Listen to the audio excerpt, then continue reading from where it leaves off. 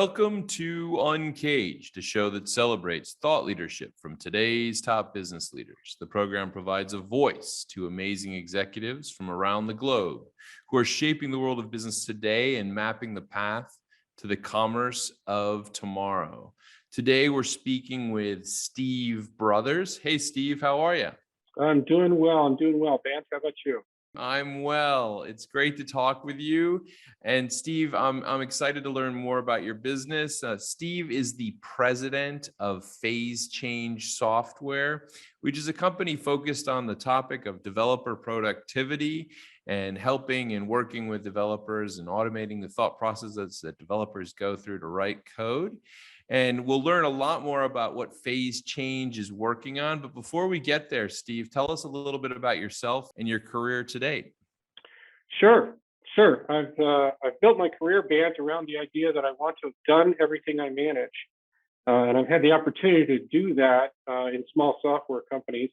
So having started as a hands-on technologist, as a QA guy, as a matter of fact, back in the day, I was able to do work in both software development and infrastructure and rose to leadership roles in those organizations. When I reached the CIO role, I recognized that I'd really like to move to a CEO role, and I got really good advice. To be a successful CEO, you need to know how to generate revenue. So in the spirit of the way that I built my career, I left the CIO role that I was in to go do inside sales. Wow. So and I chose to do it in an industry that, as it turns out, is one of the most difficult to try to sell into.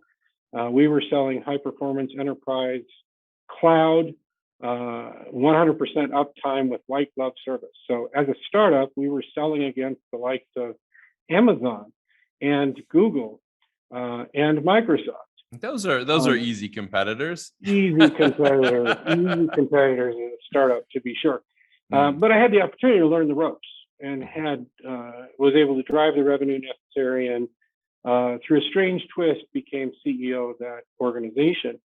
I set that organization up for sale and then elected to leave the organization, where I wandered around trying to figure out what I wanted to be when I grew up, having reached that CEO role that I was after. And what I realized in that journey in the intervening time was that it was more important the people that I get to work with than the job that I do.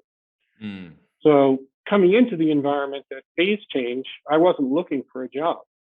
I was exploring what the company was doing to learn about it, because I was genuinely interested in what Phase Change was doing. Very unique and very challenging intellectually. Yeah. But more importantly, I discovered the quality of the people that are here. Well, so, I mean, it sounds like a really interesting company, and what a journey. I love when I see leaders that have a background where they have really learned the nuts and bolts of how to do everything, and then they're able to really apply that to how they manage and lead a business. And now you find yourself as the president of Phase Change Software. What are you guys up to at Phase Change these days? So we're working to get a product to market. So arguably what we're building is a product that requires a paradigm shift in thinking. So you identified that in terms of what Phase Change Software is doing. We're working to automate the thinking processes of what software developers do when they're writing code. And that isn't something that any other organization in the world is looking at, and certainly not looking at it in the way that we are looking at it, because this is a problem that the world essentially says can't be solved. So it's been an arduous and long road to position us to take the intellectual property that we've developed and turn it into a product. So we're still on that near-term journey of develop and deliver a minimum viable product, an MVP, and we anticipate getting it out next year. That's exciting. And I can see the value of really developing a solution that would help automate a lot of the elements for a developer through the code writing process. As someone who has developed a product and gone through working with many development groups, the challenges that you have on the quality of the code and the structure of the code is mind-numbing at times. So Yeah. I feel like you're answering a really big need, but tell me more of what you guys saw in the marketplace and why you guys have built Phase Change. So the root of the problem is actually a knowledge problem and not a skills problem. So learning to write code isn't all that difficult, right? Because you learn a programming language and you come up to speed on the programming language. But it is the knowledge in the organization about the application that's more difficult to learn. Mm-hmm. So we got early indications from more than one CIO that said, it's not the writing the code that's the problem, it's the people that have the knowledge of the application. So that presented a couple of opportunities. One, to mitigate the risk against the knowledge leaving, because the developer that has the knowledge about the application, if they leave, that introduces risk for the organization. The other is around productivity and precision. So software developers don't realize, or many don't realize, they go through a deliberate process for how they prepare to and then write code. And one of the key things that software developers do, they spend 80% of their time doing it, is identifying where in the code they need to make a change. Mm. And it's a heavy cognitive load that's required to go find the code wherever it lives in the software repository, the source code repository. As a result, that 80%, if you could automate it, would have a material impact in the amount of time it takes a developer to do that work. And if the identification of that behavior in the code could be precise, then not only is it efficient, you're going to have higher quality code because you're not going to make changes that are wrong as a result. So that initial capability, and that's one in a long list of future capabilities, that one capability with an 80%, an impact that's 10 times, more than 10 times productivity, is just the first feature in our MVP. So just to make sure I understand and I'm processing that in the correct way, it sounds to me like you're almost talking about like a search engine in a way, that for me to understand like where to find the right code in a repository. Is that, or am I missing that, or? It's a reasonable analogy, but Okay. To help you understand the analogy a little bit, to carry it forward a little further, there certainly are tools that exist in the market today that allow you to do text search. Correct. Or even complex phrase search in code. So those tools, if you think about a murder mystery, right? I have a book, it's a murder mystery. I want to find where in the book did the murder happen, right? And the murder's not just going to happen on one page in a book somewhere. It's a storyline. It's a series of events that is that murder. So tools today, search tools today, if you wanted to find that murder, that storyline, you do a search on some phrases and go look on page 3, go look on page 17, go like look a on keyword page 100. type search, right? That's right. And you as the reader would have to go interrogate, is page 3 even relevant? Is page 17 even relevant? And then piece together the story from what you get out of the searches that you do that may not even be the complete things that you need to be looking at. Right. So that's what search tools today do. Right. Our approach is describe the behavior. Tell me what the storyline is that you want, and the tool will give you the storyline. So a book will have multiple storylines, right? So you could have a murder mystery that also has a marriage in it, right? So our tool already understands all the code, knows what all of the storylines are. So you ask the tool, after describing the storyline, or as I said earlier, the behavior, give me the behavior from the code. And it stitches together all of the code from beginning to end, wherever it is inside your code repository, or the murder mystery analogy, of wherever it is in the book, to tie together the storyline and present only the code that is the behavior that you're looking for. Wow, that's incredible. I love how that will function, and I can see a million other applications where that would be useful as well. Certainly in the content space, I can imagine people would love that as well. I mean, I can't wait to see it. So let us all know when the product comes to market. But I mean, developing a solution like this is an incredibly advanced solution, cutting edge stuff. What has it been like over the last 18 months going through this process of developing this new solution during this pandemic? And what kind of challenges have you guys faced? And maybe have there been any opportunities that have appeared as well? Yeah, we've been pretty fortunate in terms of the challenges that the pandemic created because the staff that we have and the things that we're pursuing, we're not a very large organization, and we, as it turns out, are a pretty tight organization. So the dispersity that got created, we went from being an organization that it was important for us to be in the office to help us facilitate and collaborate the every dynamic associated with the technology that we were working on. And because we had established that trust and working relationship between the parties in our organization, when we moved to an all remote workforce, sure, we had a few heartbeats where it didn't go quite right, but we did ultimately find a groove.